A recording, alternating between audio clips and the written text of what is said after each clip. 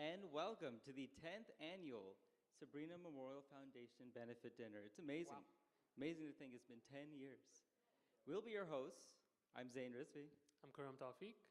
And it has been such an honor for us to be a part of this organization over the past decade and to really watch how much growth there has been with this organization over the years. Yeah, I'd say in addition to the organizational growth, we as individuals have grown along with it. Coming in as immature kids to now, being more informed about the world. Hi, Sabrina and Zoha.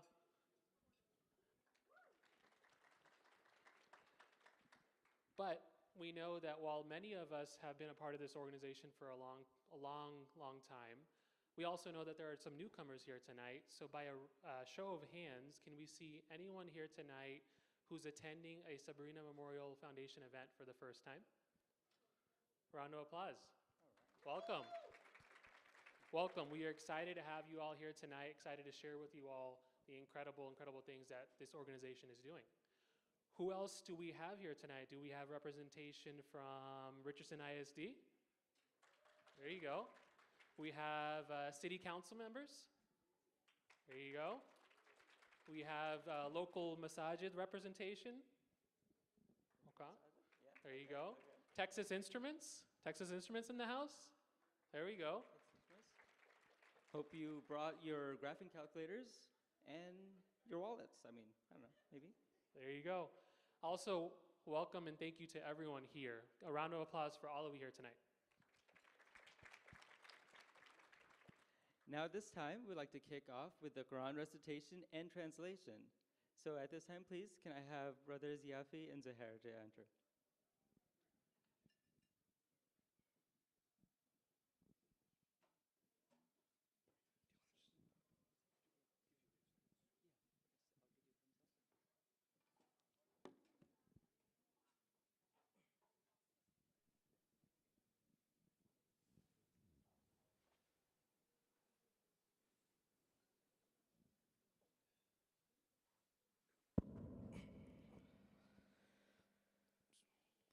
أعوذ بالله من الشيطان الرجيم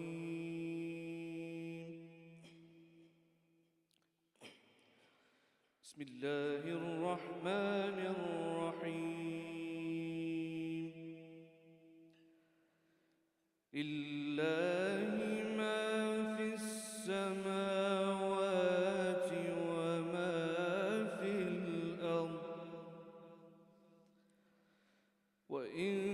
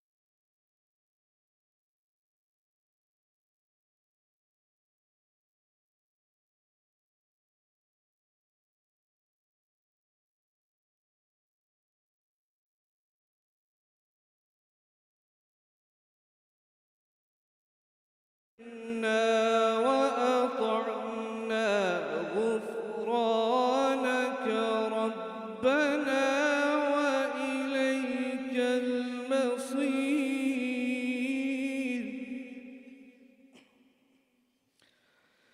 لا يكلف الله نفسا إلا وسعها لا يكلف الله نفسا إلا وسعها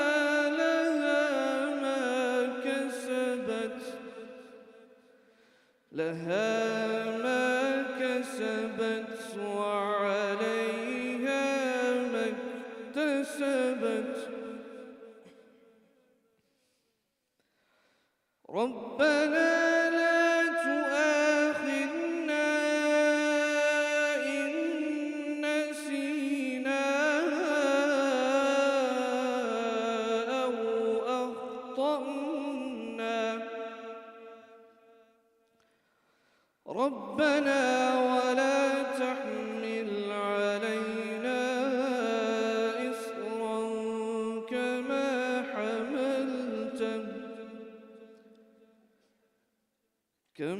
حملته على الذين من قبلنا ما لا طاقة لنا به ربنا ولا تحملنا ما لا طاقة لنا به واعف عنا واغفر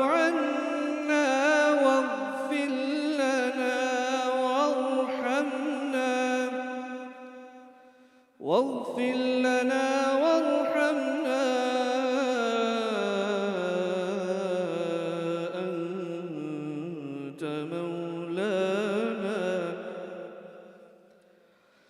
أنت مولانا فانصرنا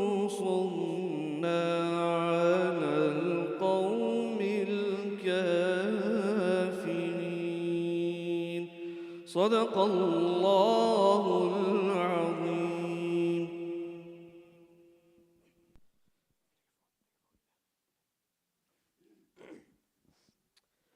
Bismillah ar-Rahman ar-Rahim. In the name of Allah, the most gracious, the most merciful. To Allah belongs whatever is in the heavens and whatever is in the earth. Whether you show what is in within yourselves or conceal it, Allah will bring you to account for it. Then He will forgive whom He wills and punish whom He wills. And Allah is over all things competent. The messenger has believed in what was revealed to him from his Lord, and so have the believers. All of them have believed in Allah and His angels and His books and His messengers, saying, we make no distinction between any of His messengers. And they say, we hear and we obey, we seek your forgiveness, our Lord, and to you is the final destination. Allah does not charge a soul except with that within its capacity. It will have the consequence of what good is gained, and it will bear the consequence of what evil is earned. Our Lord, do not impose blame upon us if we have forgotten or erred. Our Lord, and lay not upon us a burden like that which you laid upon those before us. Our Lord, and burden us not with that which we have no ability to bear, and pardon us, and forgive us, and have mercy upon us. You are our protector, so give us victory over the disbelieving people. Jazakallahu khair.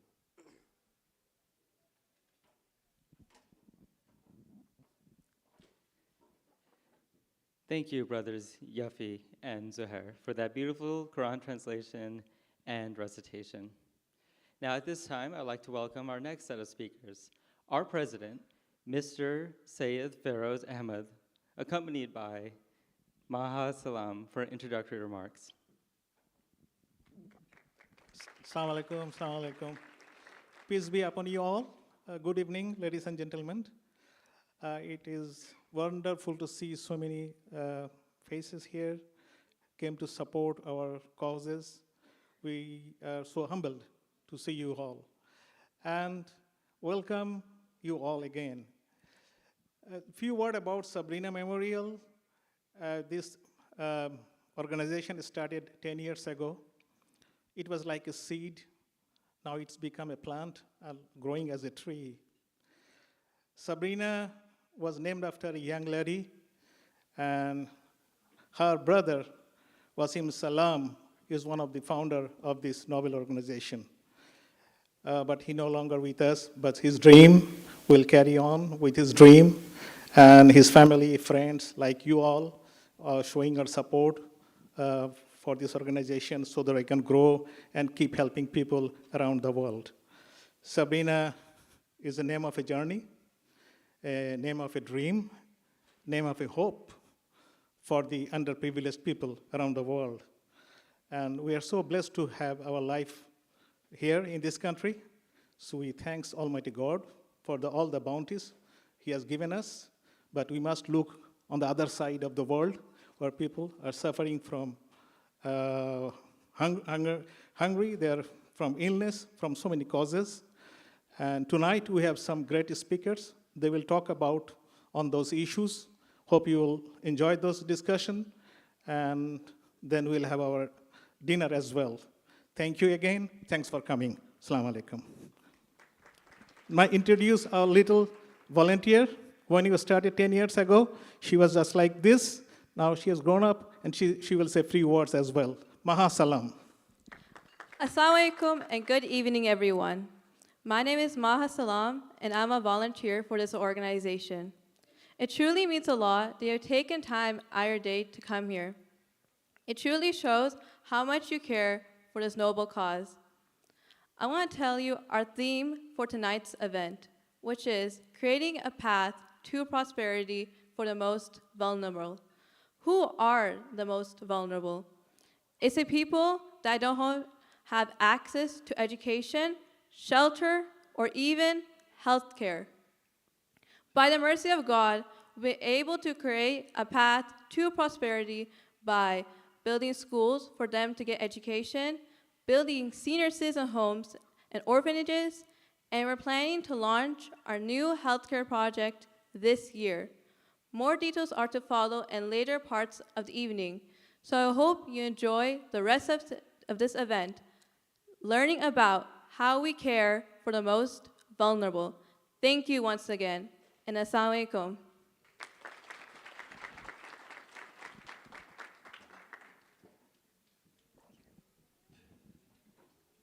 Thank you so much. Now at this time, I would like to invite our next speaker. Our next speaker will be Dr. Zeba Jetpuri. That's right. Round of applause for Dr. Zeba Jetpuri. Dr. Zeba Jetpuri is an associate professor in the Department of Family and Community Medicine at UT Southwestern Medical Center. She serves as an associate program director for the UT Southwestern Family Medicine Residency Program and co-director of the Medical Student Education for Family Medicine.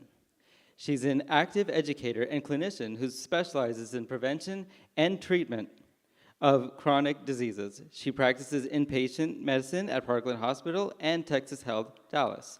Dr. Jetpuri will be speaking on women's health in third world countries. A fun fact, Dr. Jetpuri has been recognized by D Magazine as one of the best doctors in DFW. Join me in welcoming Dr. Jetpuri.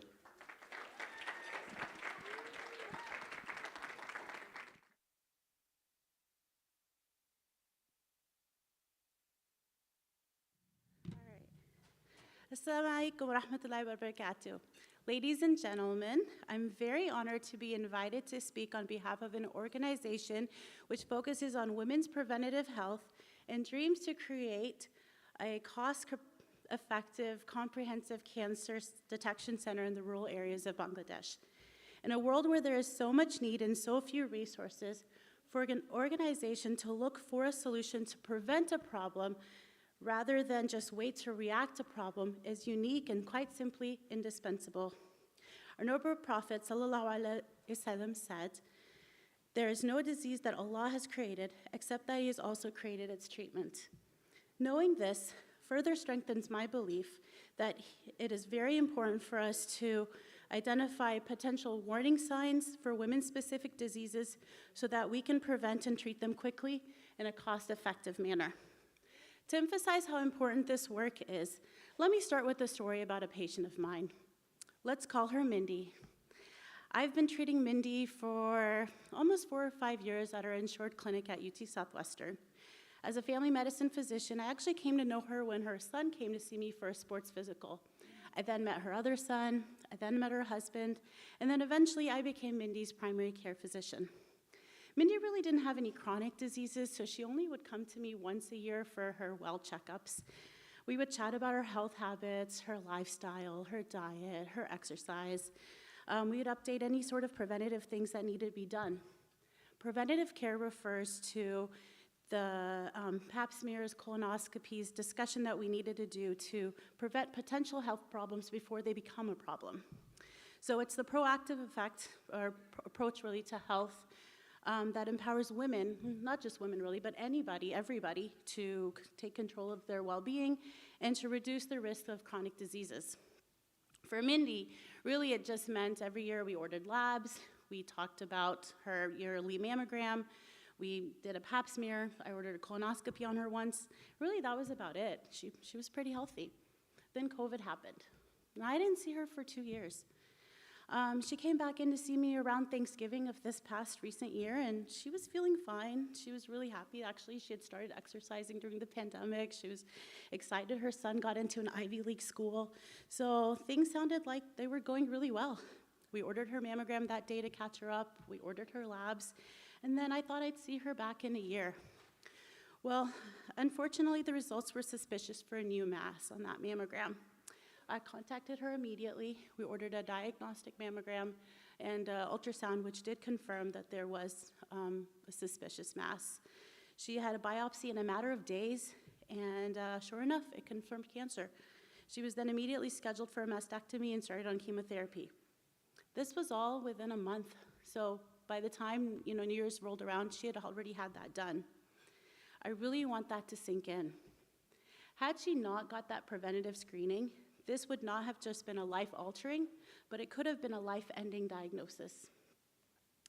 Thankfully for her, her story really didn't end there. She just came in for a follow-up appointment Thursday, and she was doing really well. She was in positive spirits, and she was like, I met my deductible, so order everything. I'm doing well.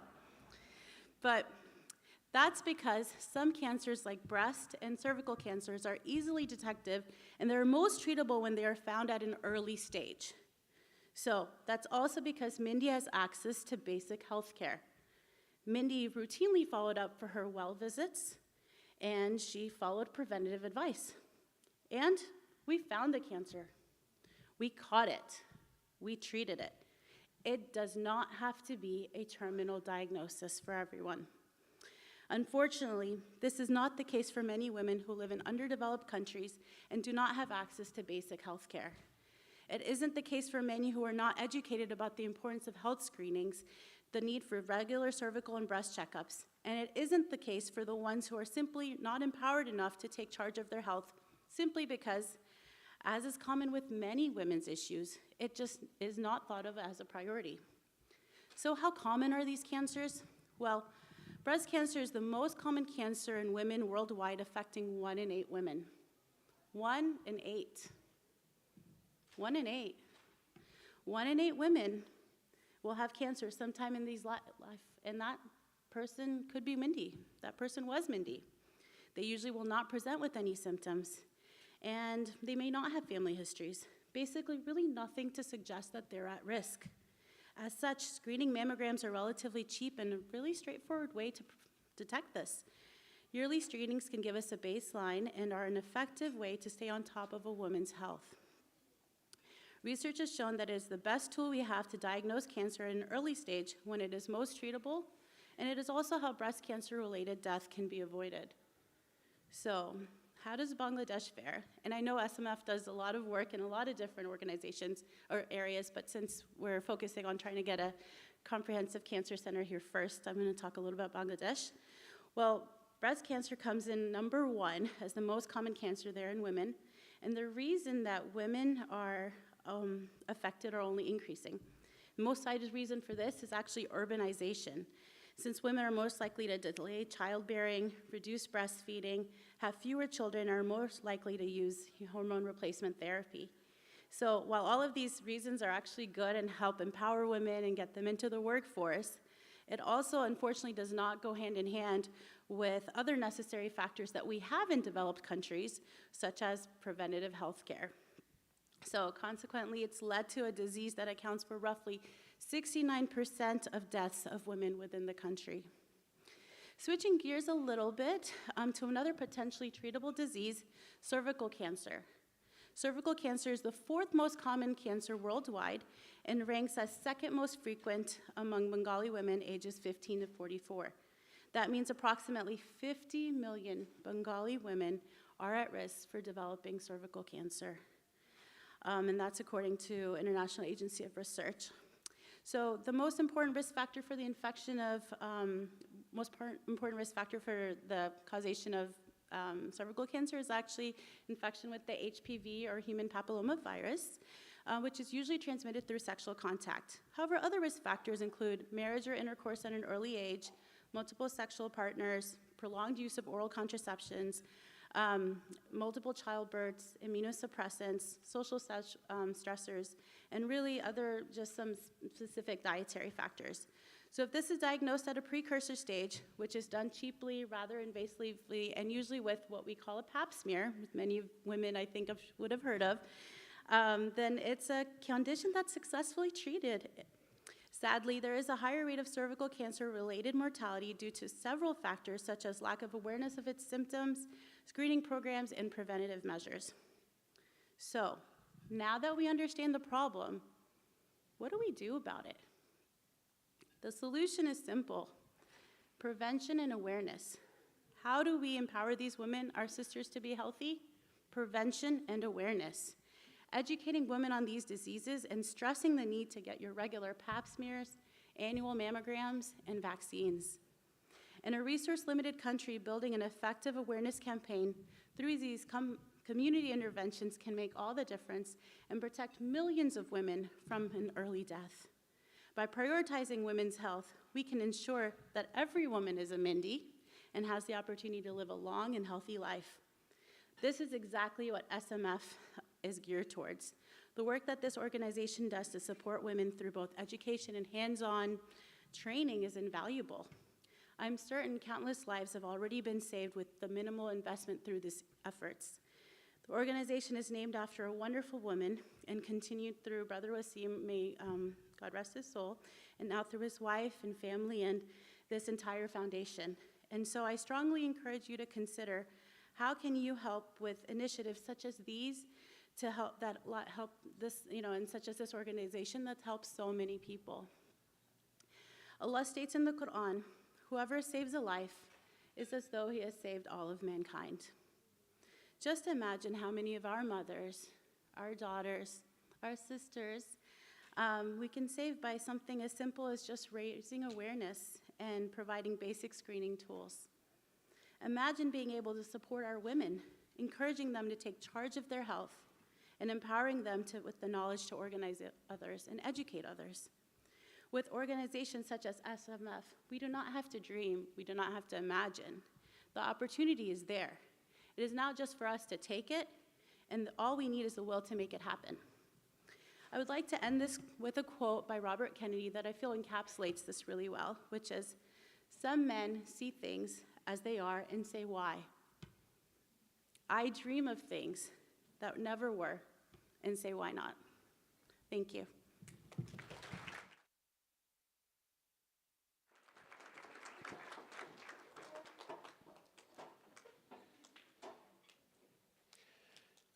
Thank you, Dr. Jethpuri, for highlighting the importance and criticality of prioritizing women's health in third world countries and highlighting some of the key issues specific to Bangladesh. At this time, we'd like to move on to our next speaker for the night, Dr. David Gerber. Dr. David Gerber is a professor in the Department of Internal Medicine at Peter J. O'Donnell Jr. School of Public Health at UT Southwestern Medical Center. He is an active clinician and researcher with a focus on lung cancer. He has published more than 250 research papers and book chapters, has given lectures all around the world through the Americas, Europe, and Asia. Dr. Gerber started and continues to oversee the lung cancer screening program at Parkland Health, which is the integrated safety net healthcare system for Dallas County. Dr. Gerber will be talking about the importance of early cancer detection. And one fun fact about Dr. Gerber is before going to medical school, he worked as a juvenile probation officer in Colorado, which he concluded was great training to be a parent, as we can see evidenced by his wonderfully polite and great children. Thank you.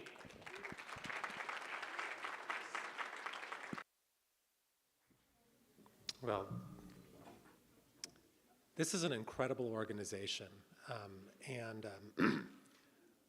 As you've heard, I've been invited to speak Brazil, China, Japan, across the United States. And looking around tonight, this really is one of the greatest honors for me to speak to you about something that this organization is clearly interested in, that I am clearly interested in. And when I heard that the Sabrina Memorial Foundation was thinking about bringing cancer screening to Bangladesh and other parts of South Asia, and the lack of resources and the lack of education that some of that population has, it occurred to me that there are a lot of people right here in North Texas who lack resources and lack education, lack access to health care or insurance, or even good and healthy food. And so what I'd like to do tonight is speak a little bit about the program that we started for these individuals, not for screening for cervical cancer, but screening for lung cancer, because I think some of the principles are similar, even though it's two different diseases. And this will be a tough act to follow. It's a tough act for me to follow that earlier presentation. So we just started screening for lung cancer within the past decade, and I want all of you to leave tonight knowing who's eligible to be screened for lung cancer. So it's people starting at the age of 50 up until the age of 80. And it's people who've smoked cigarettes for 20 pack years or more. What is a pack year? Basically, it means you smoked about a pack a day for a year. So if you smoke 2 packs a day after 10 years, that's 20 pack years. If you smoke a half pack per day, it's 40 years to get to 20 pack years. Yes, fewer people are smoking in the United States than they used to, but there's still a lot of people who smoke this much. And overseas, the rate of smoking is as high as it's ever been. The reason that we use a CT scan is that if you look at the picture at the top on the right there, that's a chest X-ray. And at the bottom on the right, that's a CT scan. And in both of them, the red circles are identifying a lung cancer. Well, I can't see the lung cancer in the chest X-ray at all. But when I look at the bottom one, I can see that little bit of hazy white. And that's the lung cancer. That's way, way too small to cause symptoms in someone, but could start spreading to other parts of the body and lead to the end of someone's life before they even know that it's there. And that's why we screen. It's pretty easy to get screening for lung cancer. This CAT scan doesn't take a long time. The person goes into the CAT scan machine, they're asked to take a big breath and hold it, and then they breathe out and it's over. That's all it is. And it's a low-dose CAT scan. It's only about 1/5 the radiation dose that we use for regular CAT scans. And we don't have to give any contrast. So the patient doesn't get an IV, so there are no risks of allergic reaction or problems with their kidneys.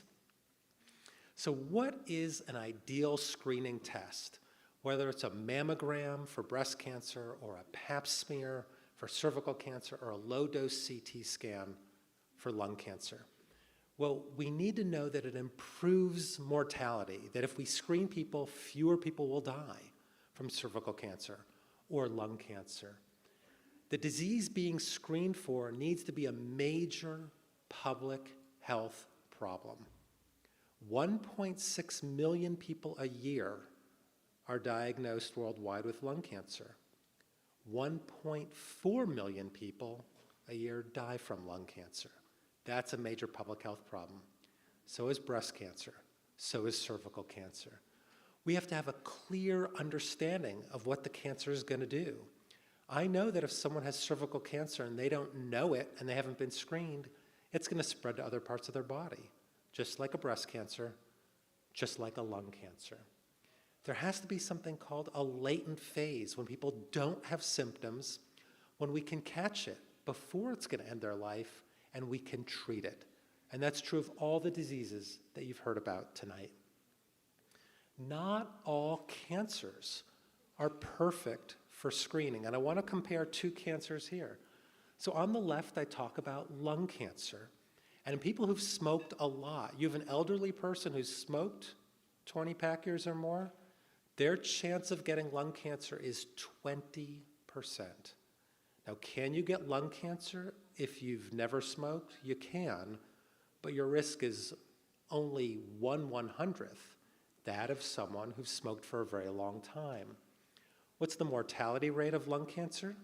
It's 89% if you don't catch it early.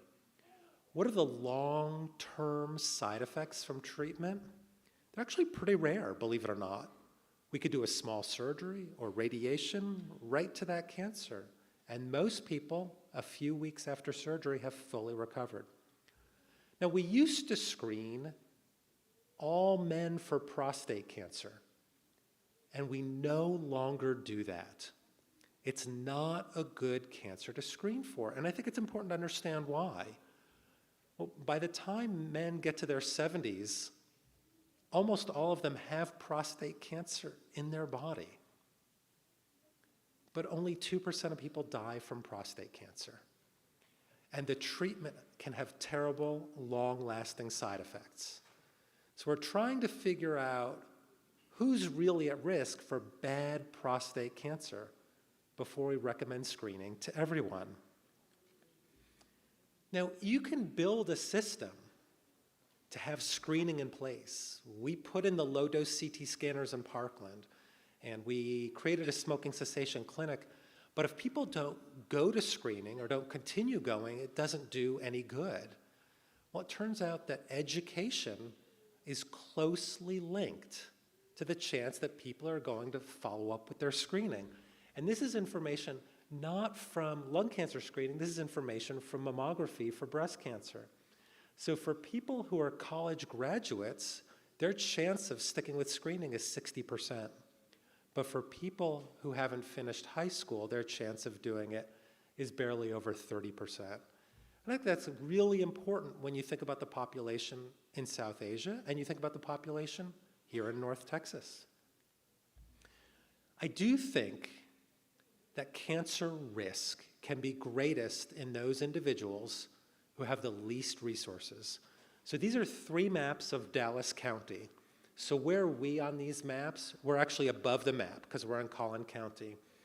But on the left, what you're seeing is a map showing socioeconomic need. And the darker the area is, the fewer the resources that people have. They're poorer, they don't have insurance, they don't have education, they don't have access to good food. What you could see kind of in the middle is the Park Cities and Preston Hollow. But then look at the maps on the right. It turns out that the very areas where people have the fewest resources, they have the greatest chance of getting cancer. And they have the greatest chance of dying from cancer. That's mostly South Dallas. And so how do we reach those high-risk populations here in North Texas? We've put community health workers in those regions where the highest risk people live. The community health workers are trained to know about cancer screening and prevention, and they live in those communities. Those are people of the neighborhood helping out. And then we have sites, clinical sites through the Parkland system, all through South Dallas. And what you see in the box is the main Parkland campus. And for those of you who've not seen the new Parkland Hospital, which has been there for a couple of years, I urge you to drive down the tollway, down to Harry Hines, 2 miles northwest of downtown. Parkland truly is one of the greatest integrated safety net charity public hospitals in all of the United States, and I couldn't be more proud. There are times when cancer screening needs to take a back burner. If there's a major earthquake in a country, it's not time to think about cancer screening. If there's an ice storm in Dallas, I don't want people driving to get a prevention study if they're going to get in a car accident. Well, what about doing cancer screening in COVID? And this is what it looks like. If you look at the bottom of this picture, there's 4 yellow circles. Each of those is a spike in the COVID pandemic in North Texas. There were times, Parkland Hospital has about 950 beds. There were times when almost 400 of those beds were filled with people with COVID. The last thing we want to be thinking about is cancer screening then. We've got more important things to do. We address them and we go back to cancer screening, just like you can see we did here. Despite all of these challenges, we screen about 1,000 people a year in our system at Parkland for lung cancer. And almost 70% of those people are underrepresented minorities, either Black patients or Hispanic. And when you look at the major lung cancer clinical trials that have been done other places, that's 10 times as many underrepresented minorities as anyone else has been able to screen. Most importantly, when it comes to lung cancer, smoking cessation can really save lives. And if someone quits smoking early on after they start, their risk of lung cancer can eventually go back to that of a never smoker. And the fact is that in the past few decades, adult smoking has dropped in the United States substantially, and that's why lung cancer risk has dropped. But I'm scared now, and I'll tell you why I'm worried about the future. When vaping and e-cigarettes first came about, they looked like a great way to help people quit smoking, quit using regular cigarettes. Because the fact is that, yes, they probably have some health risks, but they don't have nearly the risk of causing cancer or other diseases that regular cigarettes do. But I want you to take a look at this picture here. This is information about teenagers in the United States. And we know that vaping and e-cigarette use is very common and growing among young people. Well, after a year, if you take people, teenagers who hadn't been smoking before, a year later, 7% of them are using regular cigarettes. But if you take teenagers who've been vaping or using e-cigarettes, a year later, over 30% of them have started using regular cigarettes. You know who makes vaping devices? The same companies that make regular cigarettes. They're all laughing at us. And so I suspect that these devices aren't so much helping people ramp off of cigarettes, but they're helping a whole new generation ramp up to using regular cigarettes. And I suspect that we'll see lung cancer rates again start to rise, unfortunately. Even though lung cancer screening is available all over the United States, only 2% of people who are eligible currently are being screened. So you can build the system, you can get the CAT scanners, you can get the radiologist and pulmonologist, but until you not only educate the public, but we need to educate clinicians and physicians around the country to refer these patients. Otherwise, nothing will happen. So I hope this was helpful. In conclusion, I think remember that an ideal screening test, whether in Bangladesh or in North Texas, needs to improve mortality. If you do it, fewer people should be dying. You need to screen for a disease that's a major public health problem. Prostate cancer is not a major public health problem the way breast cancer, cervical cancer, and lung cancer are. And you have to have a good way to diagnose the cancer. And that's mammograms or pap smears or CT scans. The low-dose CT scan is really helpful for screening for lung cancer, and it's fast and it's pretty safe. So if you know someone who fits those criteria and is at risk for lung cancer, please, please encourage them to get screened. Tobacco cessation is a key component of lung cancer screening, Education of the public and education of healthcare providers is critical to reaching the potential impact of prevention and screening. Remember that socioeconomic need, Bangladesh, South Dallas, you name it, is going to be associated with increased risk of cancer. And the education level of the population is also critical to continuing screening once you start it. Appreciate your interest, and thank you again for this honor.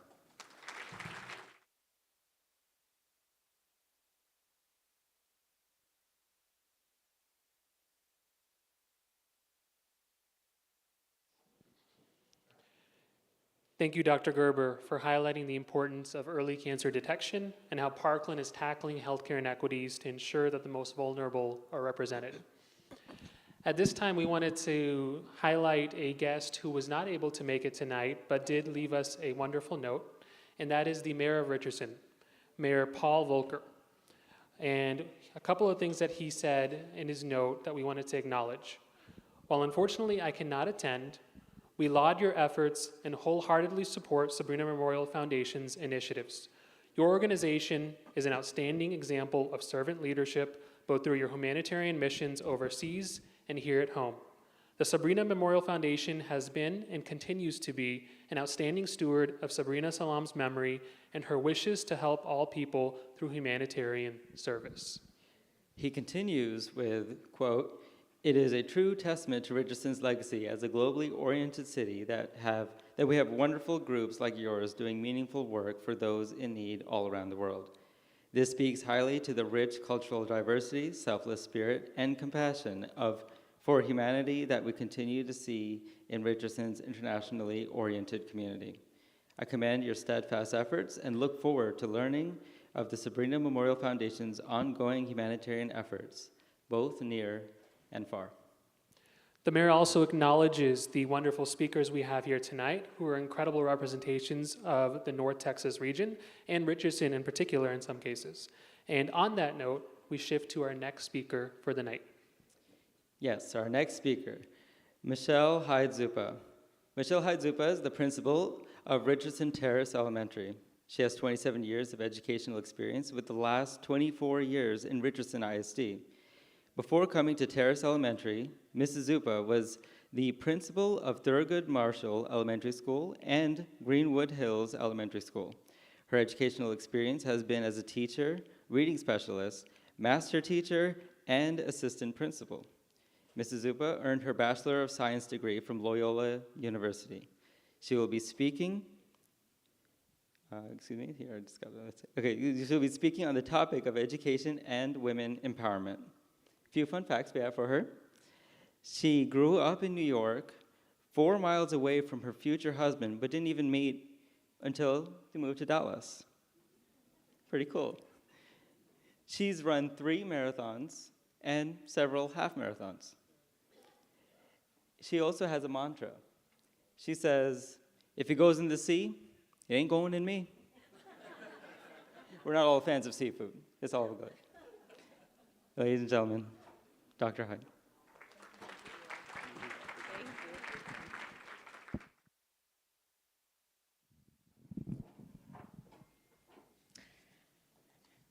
I am impressed by so much about your organization. You meet the basic needs of families. You come to the aid of many who are suffering. But what stands out to me the most is that you are forward-thinking in how young people can take on leadership roles to help their communities and carry on your work.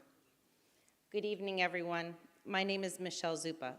I am a daughter, I am a wife, I am a mother, I am an elementary school principal, and tonight I am here to share with you that I am an empowered and capable woman.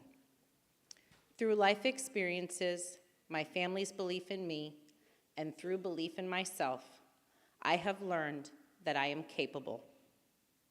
I have always known that I am capable of taking care of others, but it was a hard-won realization that I discovered that I am capable of taking care of myself first. Let me share with you when I allowed myself to own this belief. My parents encouraged independence and self-confidence. I remember someone asking my mother once how they could raise their daughter to be strong and independent like me.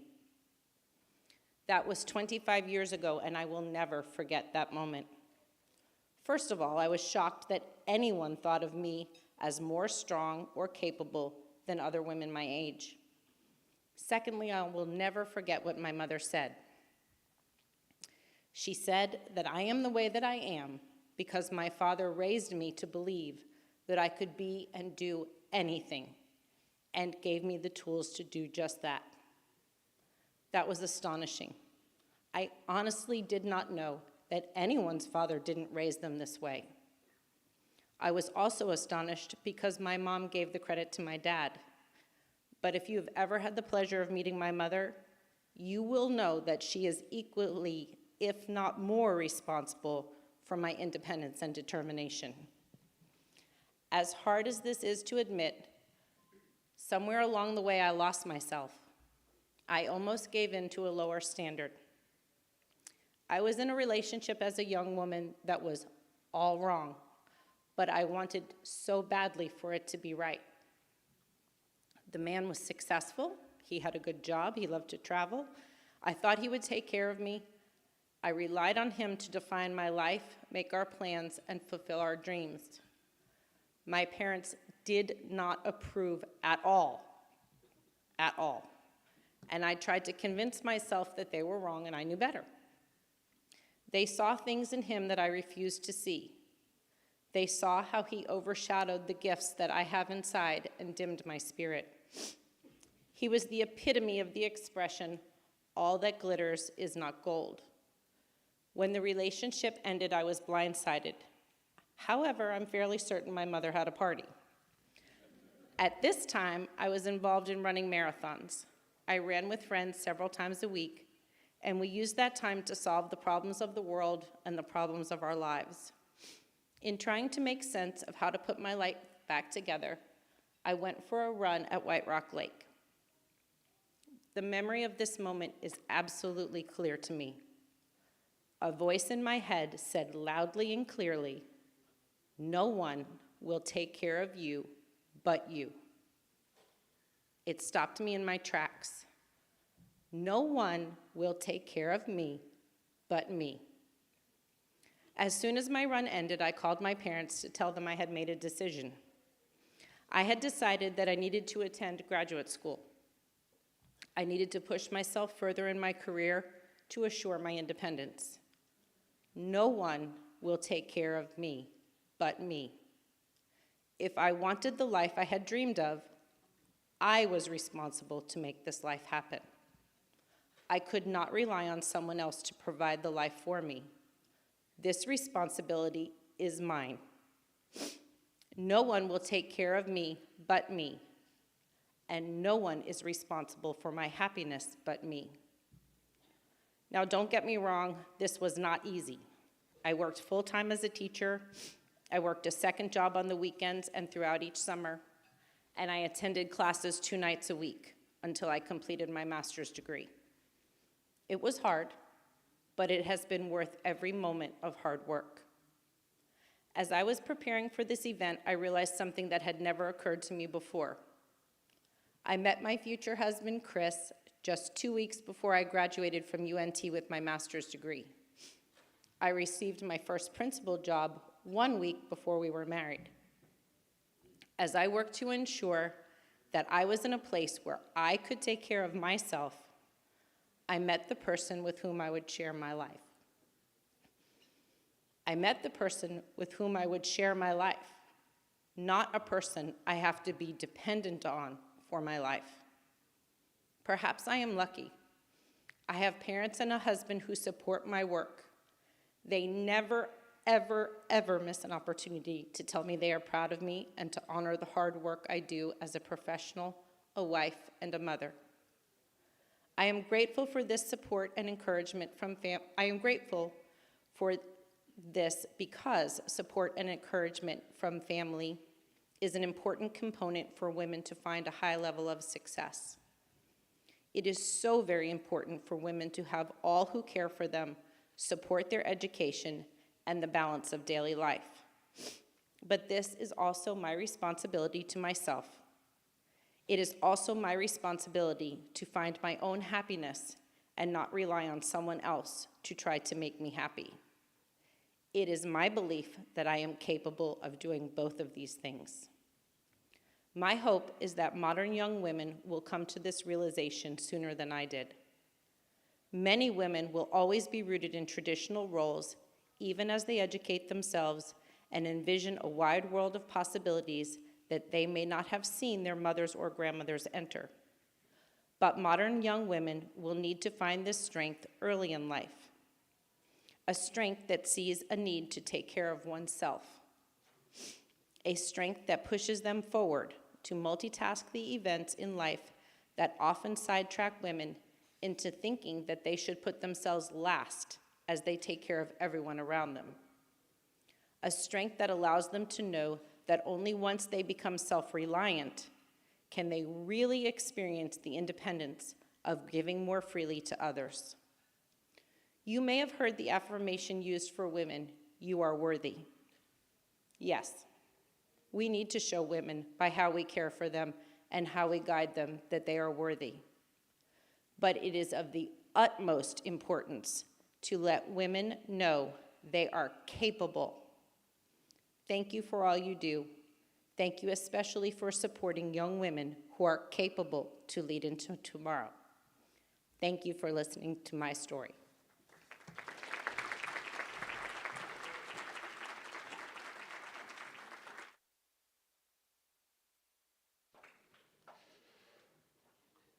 Thank you, Mrs. Zuba, for that wonderful, powerful, personal, inspiring speech. One more round of applause for Mrs. Zuba, please.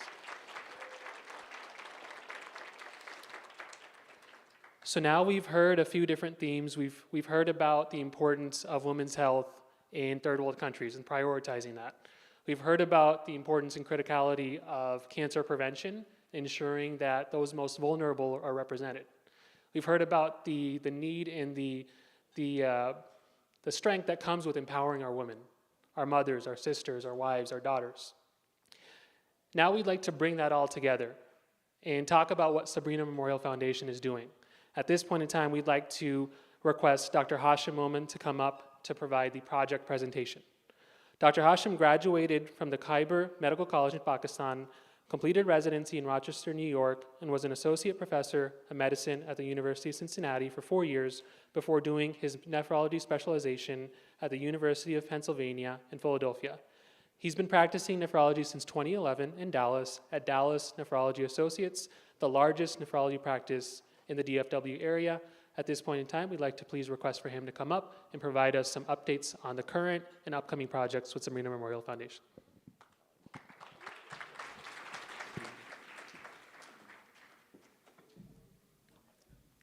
Yeah, I'm probably the shortest speaker. Let me adjust the microphone first here.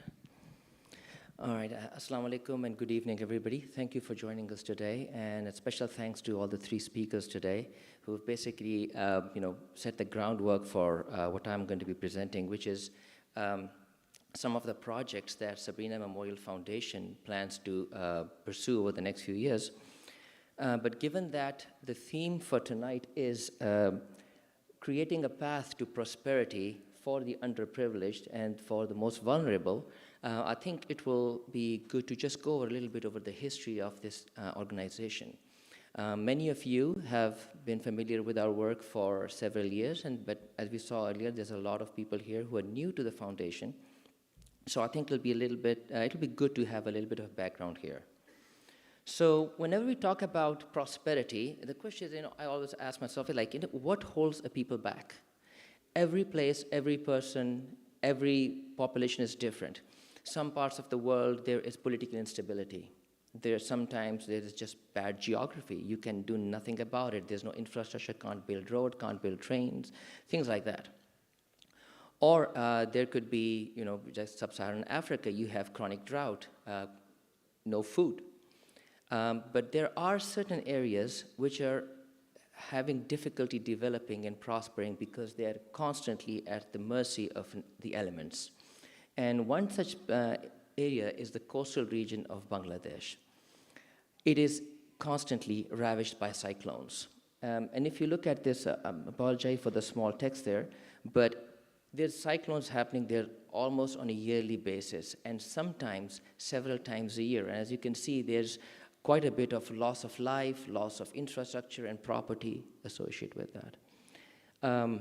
But the cyclone Sidr that hit in November of 2007 was particularly brutal, with winds in excess of 170 miles an hour. The most conservative estimates are that about 3,500 people lost their lives, and I've seen estimates as high as over 10,000 people.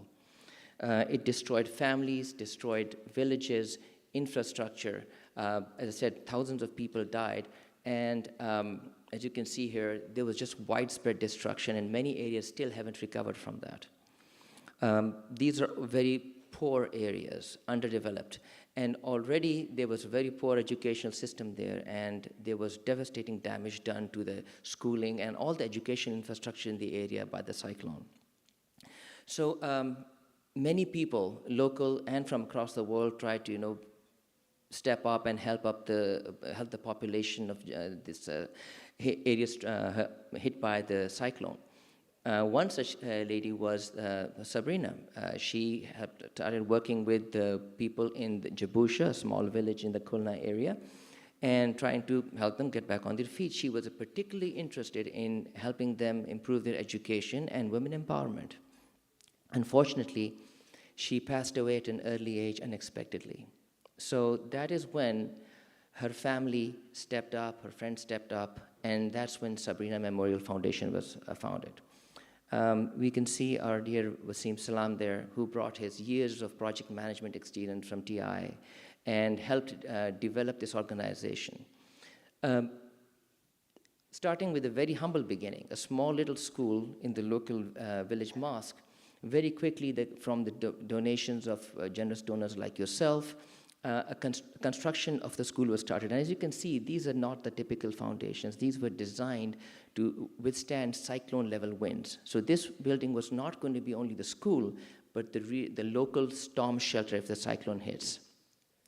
And while the construction was ongoing, the first class was enrolled next year, and within a few years, with the grace of God and with the hard work of the volunteers and generous donations from many people like yourselves, the building was completed. This is a very unique educational institution. There is nothing like this in these rural areas of Bangladesh. Not only is this nice building, they provide the state-of-the-art education. They have state-of-the-art, multimedia classrooms. They even teach the children computer sciences, computer education as well, which is simply not available anywhere in the area. And the results were pretty clear. Very quickly, these children started taking very high grades and top positions in the regional and national examinations, which is pretty remarkable considering that this area had next to no education just a few years ago. Not only do these children get uniforms for free, the books and supplies, and good education, there's also physical ed and cultural events are held so that they can have a more well-rounded and a more wholesome education experience. And the school provides hot meals every day to the kids as well. So as of the recent enrollment, there's about 270 children enrolled right now. From nursery through 5th grade, it is co-education, but because the girls' education is especially lacking in these areas, right now from 6th grade to the 10th grade is girls only. There are currently 15 teachers and administrative staff, and as I said earlier, that these children not only get the education, but all their supplies, books, uniform, and meals as well. And literally for the price of a movie ticket and popcorn and drink, $30 a month, you can support one of these children get educated in this environment. The way Sabrina has been functioning is that, we start a project and support our projects, but we'd like to collaborate with other organizations. As I said, we had a great team that started this very lean, very streamlined organization, and some things they did really well, but there are other things that we can learn from other experience. So we collaborate with other organization, and then once we find a really good way of doing something, at a low cost, efficiently, we make it in a way so that it can be replicated in other areas easily. So when some of the other schools in the areas got hit by cyclones and were destroyed, SMF stepped in and helped them build back those schools, and also, not just that, but also improved their education standards because of our experience at the Jabusha Academy, and similarly with another school in the area.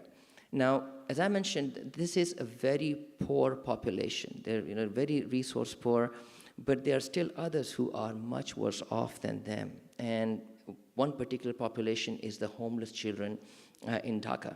So these are children who live on the street.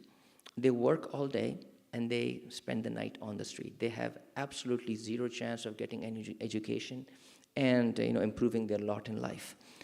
So we partnered with Hope Foundation and started a night school for these children, where after working all day long, these kids would return to the school, get an education, and also get a hot meal. And for most of these children, that was their only meal of the day. So that has been a very successful project as well. Talking about healthcare, one major issue in Bangladesh is that the drinking water quality is very poor. Arsenic poisoning, and we all know arsenic has been sort of the preferred tool of assassination in history. It's actually a poison, and it was about a third of Bangladeshi population is at risk for consequences of arsenic toxicity from the water. So we partnered with ICORMI to develop these very affordable, cheap water filters which can be easily installed in villages. And as you can see by the chart there, the quality of the water from these equals the best bottle quality that's available in Bangladesh, and is far superior to any of the municipal water supply in any of the major cities. And within a few years, as of 2021, over 30,000 people in those areas are benefiting from these filters. This program has even been replicated in Kenya as well. So starting in 2013 with just 10 initial volunteers, by 2020 we had over 200 volunteers in America, Bangladesh, and Kenya. And I want to focus on the word volunteers. There is no paid positions. People work on their own time and they travel on their dime, so the overheads are less than 1%. So if you give $1 today, you can be sure that more than 99 cents of this is going to go to the project itself. There's no wastage. So coming to the two main projects that I want to talk about very briefly about, one is that of elderly who don't have a family support, and an old folks home and orphanage. So we adopted this project, which is one facility has an old folks home as well as an elderly home and an orphanage under the same roof. And the idea is that by doing so, the children get the father figure, mother figure around them. They help each other, help take care of each other, so that they have that family kind of environment within the orphanage. And the older residents there, it helps improve their loneliness of old age, gives them a purpose, and they take part in taking care of the children. As you can see, the older folks, they cook the food and take care of the younger children. And they eat in a communal manner, and it's been a very successful project. But as you can see here, it is still a tin-roofed structure, and we know what cyclones do in this area. So the next step is to build a new building for them, a safe building. The plan is to have a 3-story building. It's going to house 53 adults, 62 girls, and 62 boys. The total cost is estimated to be about $150,000, and over half of the funds have already been collected. And we are hoping to start the breakground on this within the next 2 months. All the planning and all the permitting and everything has been completed. I think I don't need to explain the how the lack of health care holds the people back from prosperity. I think our speakers before me have done a really good job of doing that. And I just want to bring your attention to the cervical cancer once again. It's a huge issue in Bangladeshi population. And again, over 50 million women at risk, and about 17,000 cases yearly are diagnosed, and every year between 6,000 and 10,000 women die of cervical cancer. And this is a huge fatality rate for that degree of detection. And again, as our speakers earlier mentioned, that it's the lack of awareness. So education is a huge part, but also screening, which can be very effective for cervical cancer, does not exist over there. Now, we don't like to reinvent the wheel. If somebody is doing something well, we like to learn from them and see if we can replicate that, maybe even improve on that. So there are folks who are currently in Bangladesh providing a screening and on-site treatment service, but they're focusing more on the more densely populated urban areas, especially those textile factories where like hundreds and thousands of women work. They're focusing on those densely populated urban areas, but there is nothing like that in the rural areas. So we have the advantage that we have the trust of the population in the area, in the Jabusha area, where SMF has been working for the last 10 years. And our plan is to use the visual inspection with acetic acid, or VIA, and then the see and treat technique. And basically, a very minimally trained healthcare worker, could be a nurse, could be a health visitor, can do a simple speckle exam, apply 3 to 5% acetic acid and detect any cancerous cells. And if they see it, they can treat it right on the spot with thermocoagulation, which is direct application of heat to the area. And this has been very successful in those other areas, but we're hoping to start this program and first do a pilot program in the Jabusha area, so that we can sort of, work out all the kinks and everything, then we can develop the supply lines that we need for the equipment and everything. And once we get it going, then hopefully work with other organizations who are working in other villages in the area, and then expand it to more of the rural populations. And again, I bring it back to sort of the working philosophy. We have these programs, so we need your support to continue to support the school. We're going to need your, and with as I said, about $30 a month, you can support one child through their education for the year.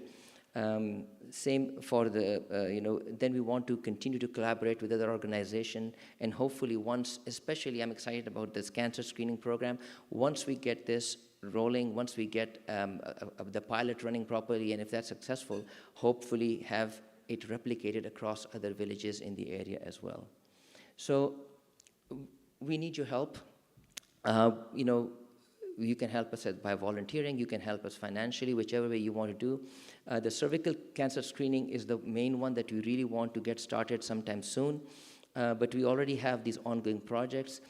For about $750, you can secure lodging for an orphan in that orphanage.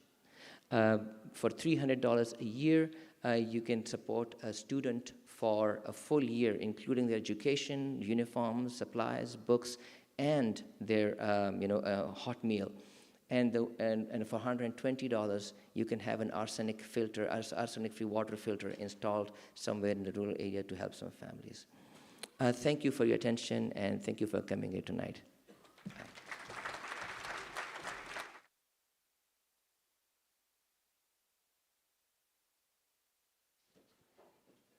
Thank you, Dr. Hashim, for providing a history on the Sabrina Memorial Foundation and highlighting some of our current and upcoming projects. At this time, we'd like to spend a couple of minutes honoring and recognizing our founder of the organization, the late Wasim Salam, whose legacy lives on through the efforts of Sabrina Memorial Foundation. Earlier, Khurram and I had touched on how much of an honor it's been to be a part of this organization over the past 10 years. And the truth is that one of the fundamental reasons why we got so involved in the first place was due to its founder, Wasim Salam. Wasim Salam was a bold leader. He dreamed big, he had incredible aspirations, and honestly, his genuineness was unmatched. So at this time, we'd like to pull ask for your attention on the screens to your left and right as we provide a quick presentation on our beloved founder, Wasim Salam.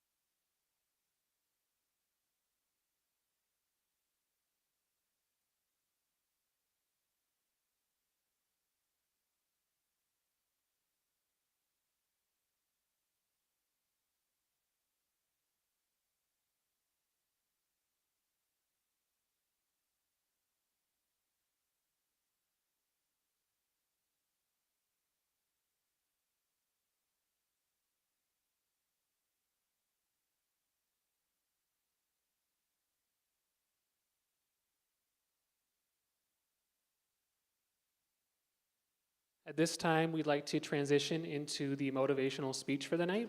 And for that, we have our wonderful speaker, Hafiz Zaki Salam, son of Wasim Salam.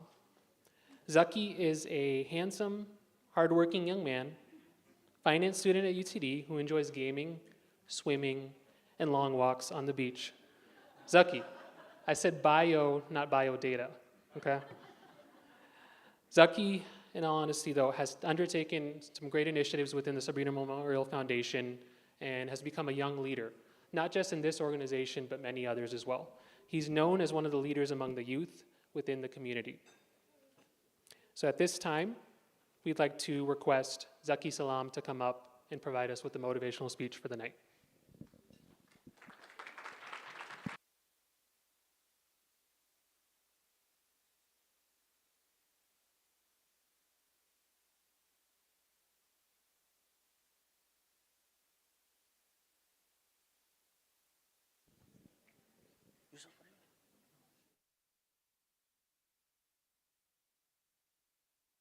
All right. Assalamu alaikum wa rahmatullahi wa barakatuh. I hope that the event so far has been beneficial, that you've all, haven't waited too long, you're not too hungry, inshallah. But it's come time for motivation. As you all might have probably seen the card, I hope, you might notice that there hasn't been a fundraiser or a motivational speaker on the postcard. And usually you know how there is like a little biography about each person. Yeah, my one wasn't long enough, so they just cut me out of there. Uh, but as you see that they're struggling to set it up, it's a bit tilted, but it's okay. Um, it has come time for me to ask for your support. Now, why are you here? Why are you here? To support the SMF dream. Why are you here? To support SMF. To support SMF. I mean, are you here to support SMF or to support the cause, to support the people in need? At the end of the day, SMF Sabrina Memorial Foundation is not about Sabrina. It's not about the people. It's not about anything. It's about helping those in need. It's about serving a cause greater than ourselves. I will say that if there ever is a time where SMF does not need to exist, and that time would be when there is no need to be filled and no purpose to be served, I will not ask for a single penny from any of you. But at this time, as you have seen through the various speeches, the various presentations, there is a grave need for education, for health care, and to meet the basic necessities to empower individuals across the world. Now, I understand that many of you might struggle to relate, even if you are from Bangladesh. I myself am Bangladeshi, but you can ask any of the younger people here. They identify more as people of this country than they would of their homeland. But the reason we do all this work, people have been here since morning, setting up for this event, supporting the foundation year-round, going to fundraisers, volunteering, is because they believe in a larger mission, a larger purpose, to serve humanity with the blessings that they've been given, and to serve a cause greater than them. So, before we start, do I see any hands for donation? Oh, there's a hand there. Come.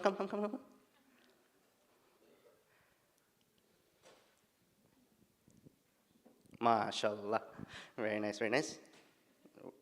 Hand, okay. You can grab a rose also. Jazakallah, yeah, thank you. So, I feel like that's a good parable for the organization as a whole. As you all might know, no single cause, no single movement is going to change the world on its own. We're all like bricks.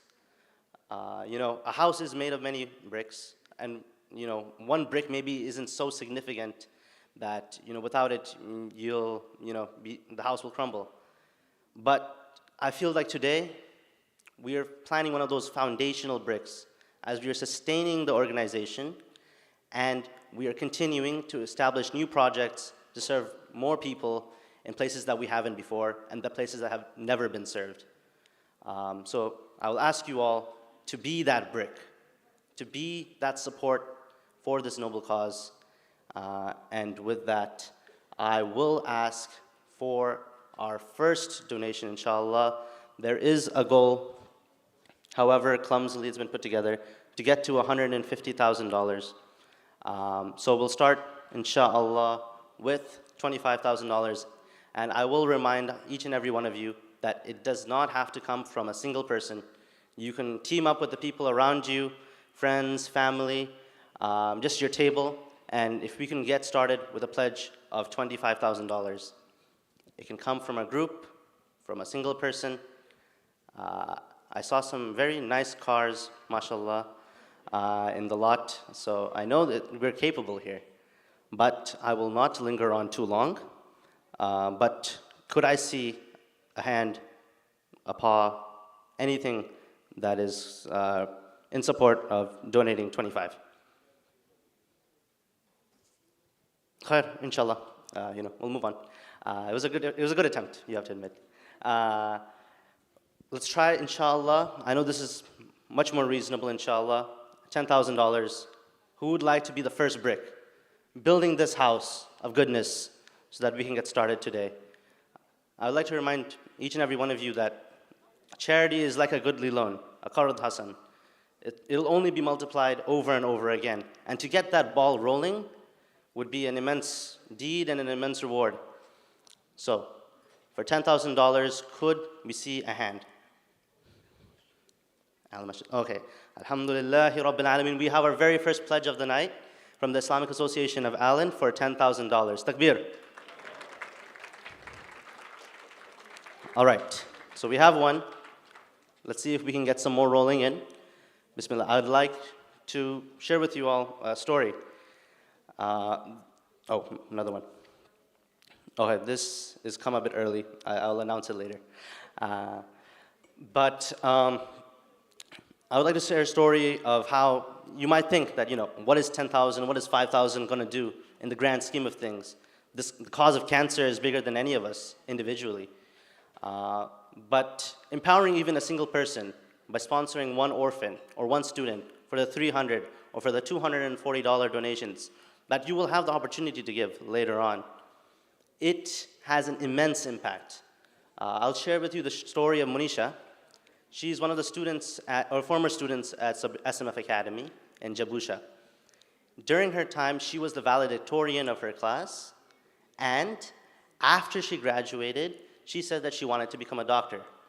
So, due to her good grades and her good results, she got accepted into the college in the area, and she's pursuing her dream to become a doctor, and inshallah, SMF will support her to that. And you might wonder, what was the point of this story? It's to share that that doctor is not just one individual that's been helped. In the entire surrounding vicinity in Jabusha, there's not been a single professional, let alone a doctor, who has come from these people.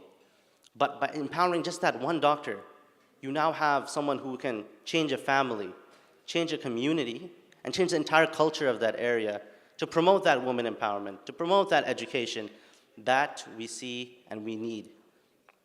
Now, I would like to remind all of you, in case you're wondering, how can I contribute?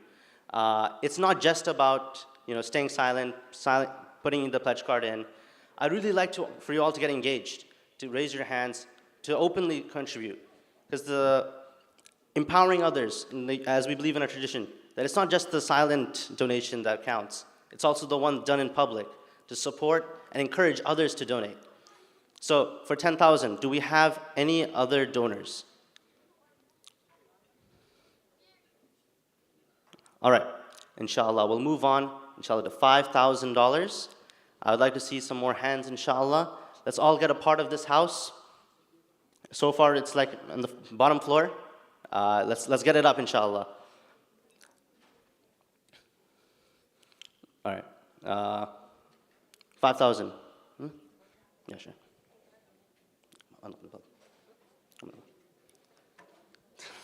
All right. So, donations for 5,000. Could I see some hands?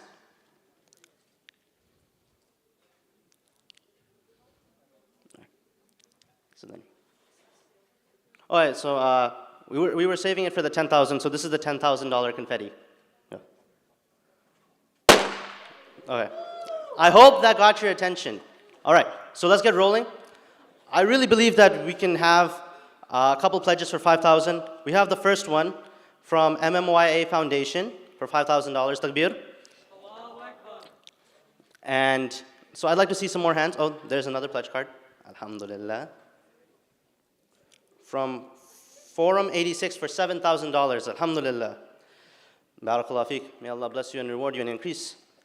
No more confetti right now. Give it a gap, give it a gap.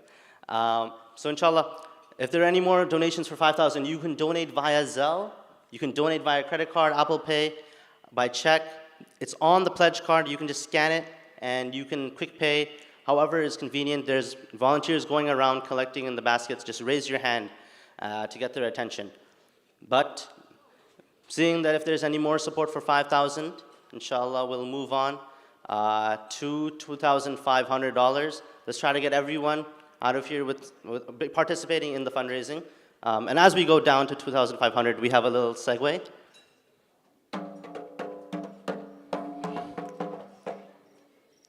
All right, so 2,500. Being a part of charity, giving your wealth in sadaqah will never decrease you. There's a quote from Anne Frank that says that giving donations has never made anyone poor. And we believe that it is that Qard Hasan, that loan that increases itself. I don't know if any of you participate in the stock market, but you understand that sometimes the market goes up, sometimes it goes down, it fluctuates. But a donation or something giving in charity will never go down, it'll only go up. We have from IANT, Islamic Association of North Texas, $2,500. Takbir. We can get the other confetti now, if you want. Okay. Another donation. Another from Islamic Association of Collin County, $2,500. That's 100 people, or 10 students being sponsored for the entire year. Their clothing, their hot meal, their education. And these people are just like you and me. One time, we were visiting the site in Bangladesh, and we were talking to one of the students in the night school. We asked, like my dad actually asked, what do you do for fun? What are your hobbies? And he was saying auto. And he was like, you work in an auto shop? Wow, you work on cars, good job, good for you. So then afterwards, I went up to him and I was like, do you really work in an auto shop? Like, what, do you work on cars? And he was like, no, Grand Theft Auto. So he's playing a video game. But, I mean, they're like kids like me and you. And, we're trying to give these people their due rights, their fundamental rights to empower themselves through education. How many of you have moved here to facilitate an education for yourself or for your children? You have to understand that these kids, they want to get that education. There are many people who, when we were in the opening day registration for the academy, for the school year, we were handing out the books, and you saw every single kid in the line smiling, cheerfully, like, thank you, sir. For a textbook, how many of your friends or your kids' friends would you see and be like, they'd be excited to get a textbook? So this is how grateful they are for this opportunity. With that, inshallah, let's go to $1,000. Could we get some more hands for 1,000? The volunteers kind of like, they have a system. Okay, we have another card. We have another pledge from INT. So they have doubled their goodly loan. They have given another $2,500, takbir, to make it 5,000. We have another anonymous donation for $3,000, takbir. So, I will ask each and every single person here. While charity is not mandated on any of us, it certainly is due upon us, due to our privileges, due to our rights, that we do our part to support a good cause. يَنْهَوْنَ عَنِ الْمَعْرُوفِ يَعْمَرُونَ بِالْمَعْرُوفِ وَيَنْهَوْنَ عَنِ الْمُنْكَرِ. We partake in every good cause, and we discourage any bad cause. Now, we fight against injustice. Now, I hope you all know that the work we're doing with SMF is a noble effort. We're trying to facilitate education, provide drinking water to people who don't have it, but we're also fighting against injustice. People being deprived of their basic human rights, the right to alleviate themselves from poverty, from destitution, from hunger, from lack of health care, to survive, to empower themselves in their communities. So with that, inshallah, we'll move on to $1,000. I want every single family, every single person here to try to participate in any way, shape, or form.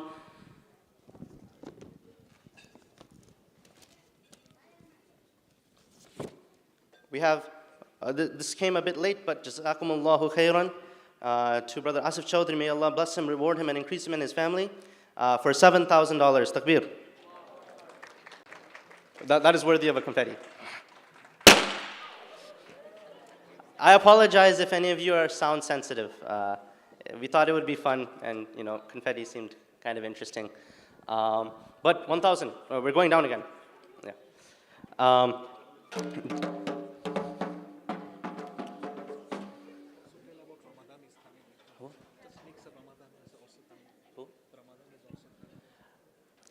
The Sahaba, as Ramadan would approach, they wouldn't wait for Ramadan to give their sadaqah, their charity.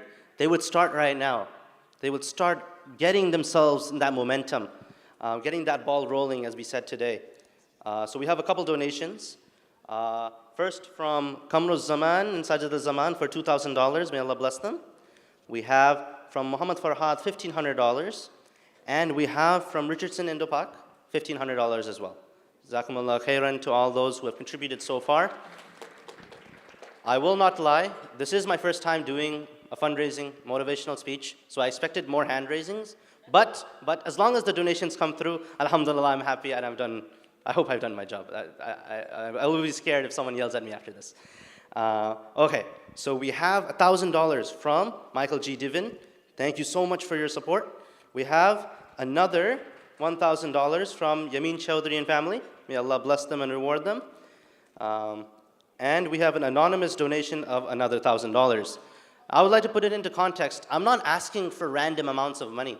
You can obviously donate to a specific project. But for example, $1,000 facilitates almost 10 water filters. That's 10 small communities, living communities, that now have access to water that didn't. We've talked about the devastating impacts of arsenic, the damage it does to people's insides and outsides. We try to do education, but at the end of the day, how will someone get that education when they don't have access to that water, when they don't have access to that hot meal that gets them to school at least?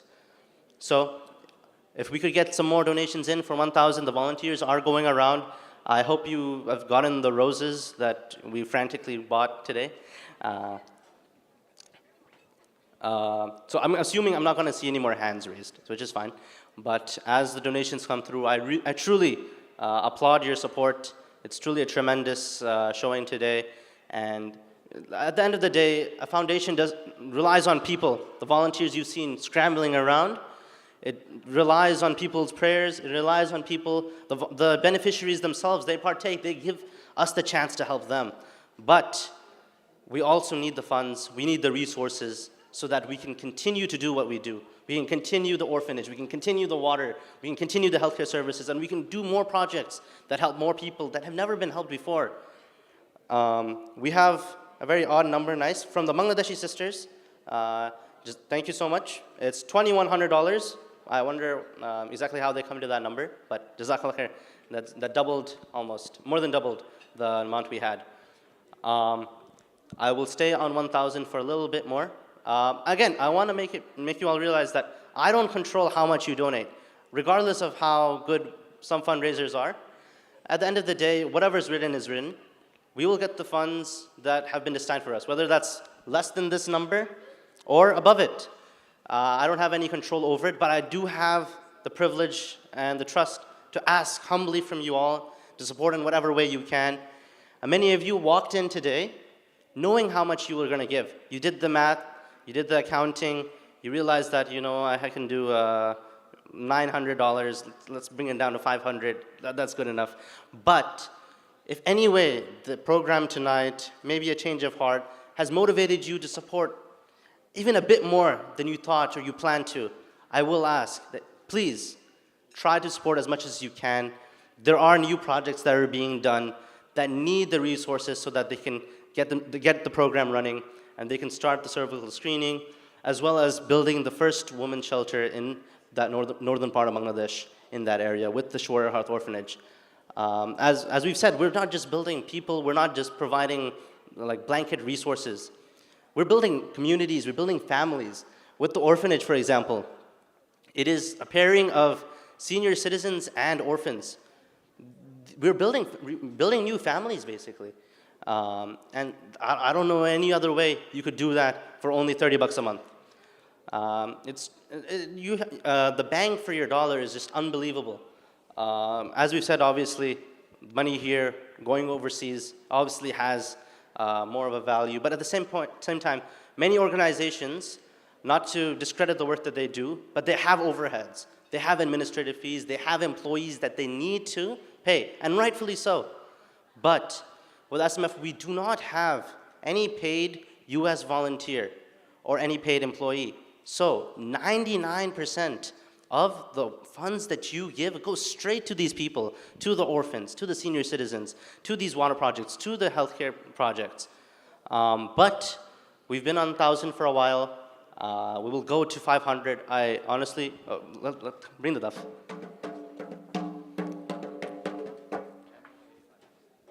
Who? We already did. Okay, so we're coming to a close, inshallah. I truly want to again thank you all for donating generously with your heart, with your wallet, with your time. I don't want to waste any more than I have to. We'll go to 500 we'll go to 500, and then honestly, 500, 100, whatever you can give at this point. whatever you can. Reach out to one of the volunteers, tap them on the shoulder. They will give you a rose as long as, until we run out. So please support with whatever you can. Again, you can donate specifically for a project. We have Nurul Haq and Bahrul Nisa Haq for $1,000. Jazakumullah khair. May Allah preserve you. And we have $1,500 from BANT, or the Bangladeshi Association of North Texas.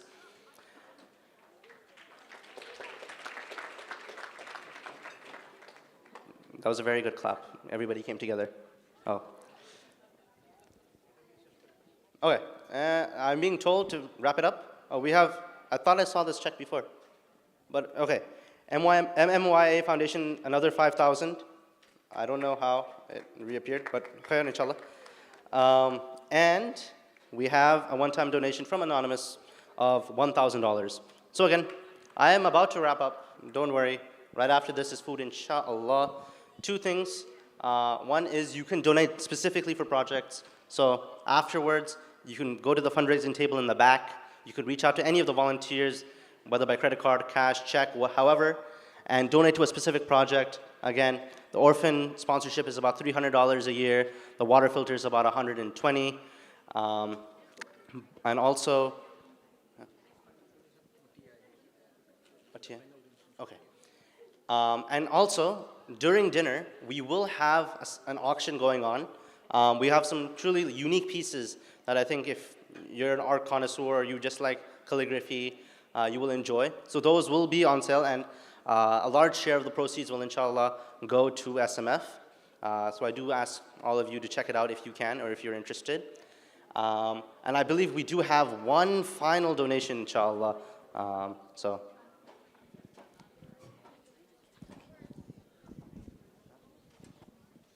Assalamu alaikum wa rahmatullahi wa barakatuh. Brothers and sisters, I'm going to take only a few minutes of your time. First, I'm going to talk about Bangladesh. About 25 years ago, when I was visiting Bangladesh, walking in the street of Dhaka, I see poverty. I see people need help. And I was thinking that as a person, what can we do for those peoples? Lo and behold, after a few years, I see my dear friend, young brother, Wasim Salam, has already started a foundation. So may Allah bless him for that.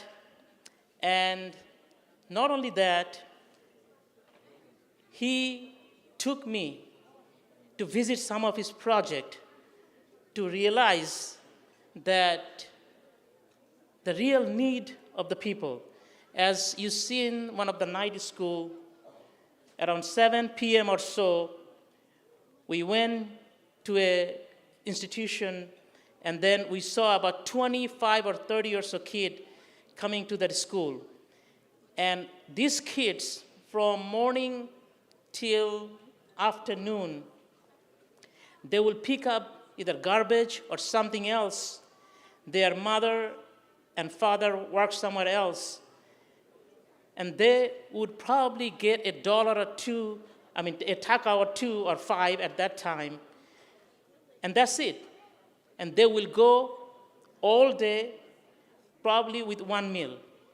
So the incentive they had to come to that center is they will get a hot meal. And I personally talked to a few of them and asked them, what do you do? I don't have a father, or I don't have a mother. I am the only person. These are 8, 10 years old kids. So Allah has blessed me to see those things and motivate me to do something for this organization. And now I want to talk a little bit about Wasim Salam. He was a kind-hearted, laughing, vibrant, ambitious, wanted to do something for his country, especially for the area of Jabusha. And I also had a good fortune to talk to his dad a few years back before this foundation. And when we were talking, and he's told me that there is a portion of their land they're going to donate and do something like Sabrina Mayona Foundation. So Wasim has taken this organization with everyone's help.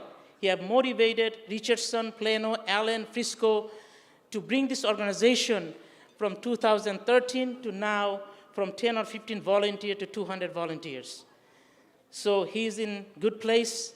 May Allah bless him, and may Allah give him the paradise, and may Allah bless his family to continue the legacy of Sabrina Memorial Foundation to help the neediest of the needy in the parts of the world that deserves it. So again, my special thanks to Zaki, Bhabi, Maha, Firoz Bhai, and all the volunteers of Sabrina Memorial Foundation.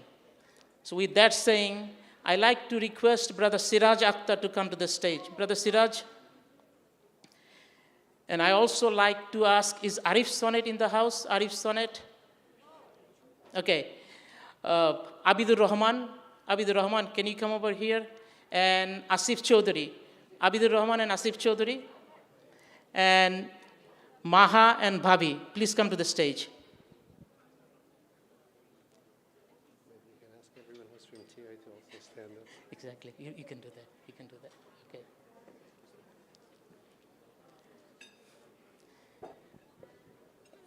And there is a reason I call these people, because Brother Siraj, he represents the Muslim Employees Network along with me. This is the Employees Network group that we started a few years back in TI.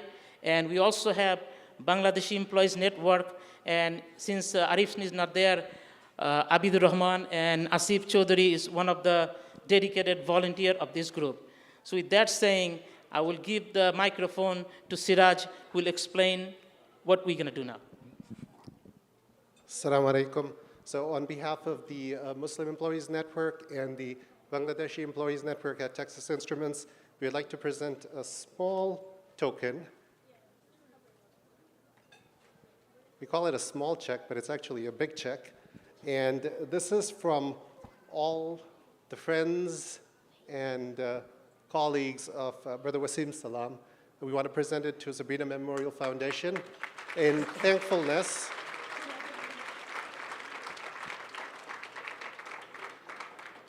In thankfulness of all that he did for us while he was part of us. He was one of the founding members of the Muslim Employees Network. Together, there were a lot of events that we did together, and his legacy is something that we constantly miss, but we know that he's in a place that is far better than where he was, and we truly appreciate the moments that he touched our lives, and this is just a small thankfulness in continuation of his legacy. Thank you, Brother Siraj.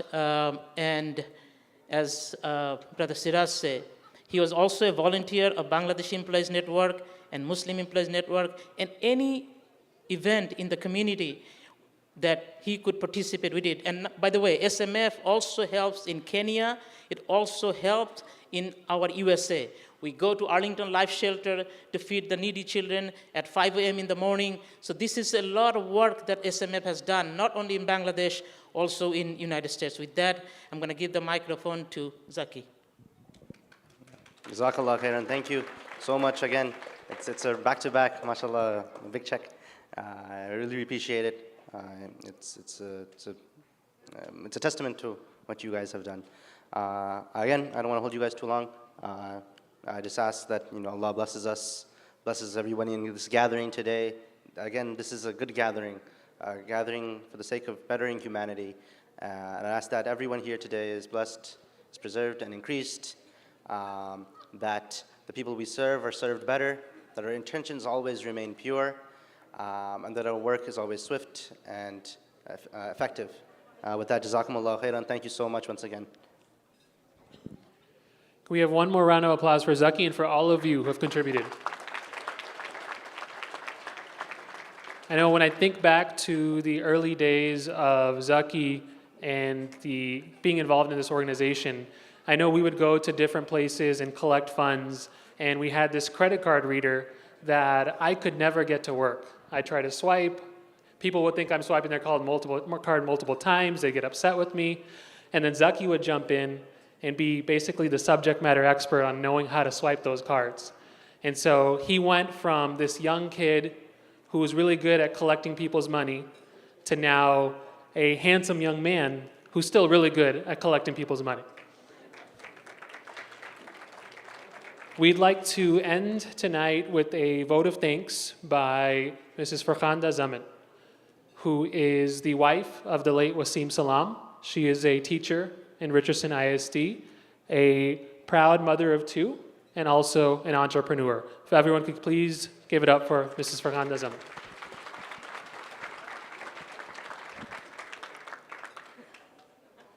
Salam and good evening, ladies and gentlemen. Thank you so much for coming here tonight to support this noble cause of those who are in need. Your support means a lot.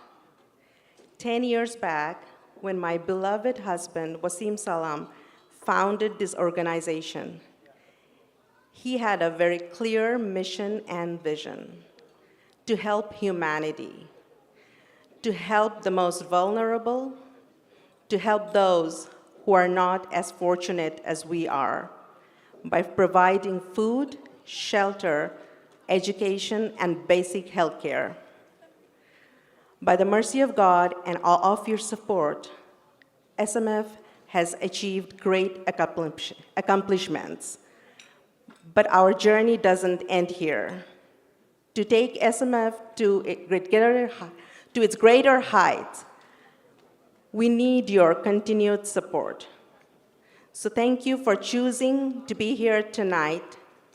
We appreciate your time and your generous contribution to this effort. May God bless you all, and we hope you enjoy the rest of the evening.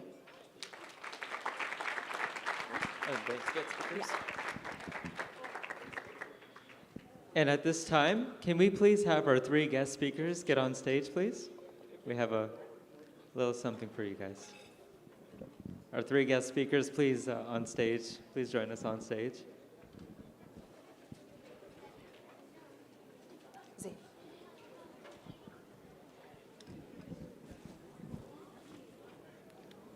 This is a token of appreciation. Thank you so much for your time. We really appreciate you. This is a lovely event. Oh, I thank you. Thank you so much. Should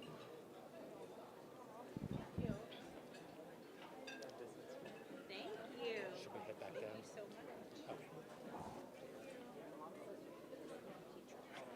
You are wonderful. Thank you so much for doing this. It means a lot.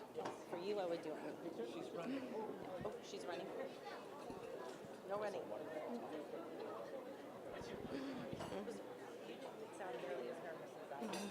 I've only run one marathon. No worries. You were wonderful. No. Life-changing moments of running White Rock Lane. Yes, I right? usually ask myself, why am I running? Is someone chasing me? Thank you so much. Well, I think Chris wants to do one more.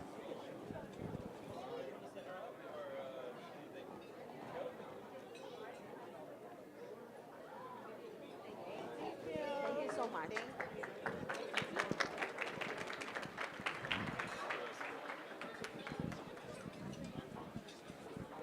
Okay, about the dinner, it said that food would be served on the table.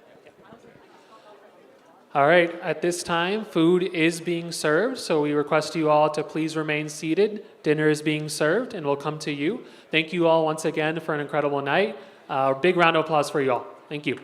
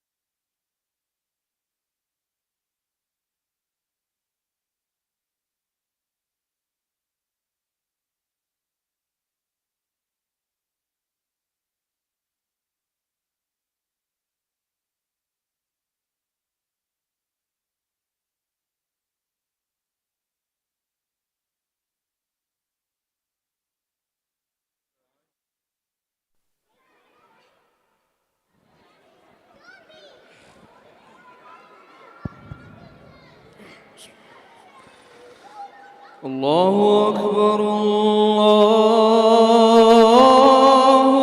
أكبر الله أكبر الله أكبر أشهد أن لا إله إلا الله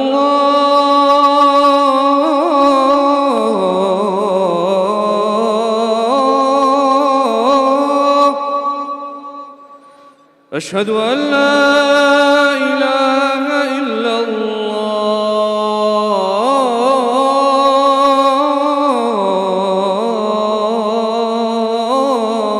الله